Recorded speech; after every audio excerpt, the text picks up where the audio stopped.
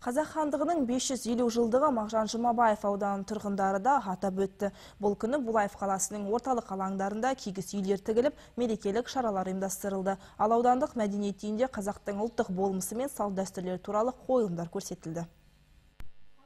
Қазақ хандығының 550 жылдығына арналған шара Нұр Отан партиясының өкілдері, аудан жұртшылығы, ардагерлер мен кітапхана қызметкерлері қатысқан конференциядан басталды. Отырыста Қазақ хандығының құрылу тарихы, ел хандары мен батырлар жайында әңгіме қозғалды. Бір кездері ұмыт болып бара жатқан тарихи оқиғалар тұрғындар жадына қайта оралды. Конференцияға жастар да шақырылды. Қазақстанды болашаққа апаратын олар өткен күнді білулері керек, дейді ұйымдастырушылар. Ең бастысы, кейінгі жас ұрпаққа ұлтымыздың ұлт екенін жеткізу. Ата-бабаларымыздың армандаған мұрасы міне бүгін орындалып отыр. Соны көрсету, соны дәріптеу. Мерекелік бағдарлама бойынша шаралардың барлығы орталық алаңда өтуі тиіс болатын. Бірақ нөсер жауының салдарынан олар мәдениет үйіне көшірілді. Киіз үйлерде қала тұрғындарына арнап кең дастархан жайылып, ыстық шай құйылды. Ауа райының қолайсыздығына қарамастан мереке өте көңілді өтті.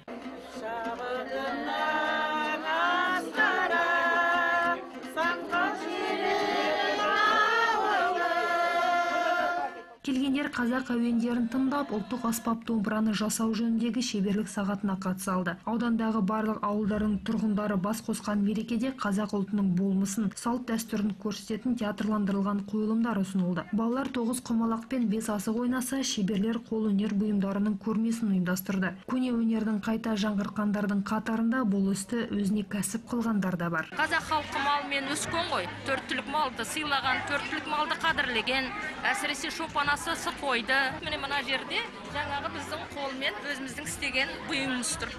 Бұл бұйымның аты сырмақ делінеді. Мерекеге шекаралас Ресейден Есілкөл ауданының басшысы да келді. Көрші екі ауданның арасында шекара бекеті тұрса да, үнемі тығыз қарым-қатынас жасап, бір-бірін мерекелерге шақырып отырады. Меймандардың айтуынша, қазақ халқы ежелден өзінің қонақжайлылығымен ерекшеленіп келеді. Мы сегодня посмотрели ваш прекрасный музей. Бүгін біз жергілікті мұражайды, саябақты көрдік. Мәдениет үйінде ұйымдастырылған мереке өте ұнады. Қазақ халқы ешкімге ұқсамайтын бірегей халық. Көрсетілген тамаша салт-дәстүр қойылымдары осының тағы бір дәлелі іспеттес. Салтанатты шарадан кейін жиналғандардың назарына мерекелік концерт ұсынылды. Аудан өнерпаздарымен қатар сахнада облыс орталығының шығармашылық ұжымдары да өнер көрсетті. Сондай-ақ бұл күні ауданда қазақ хандығының мерейтойына орай қазақша күрестен жарыстар өтті. Әсіл Оразбаева, Жанар Дулатова, Азамат Жантурин, ақпарат.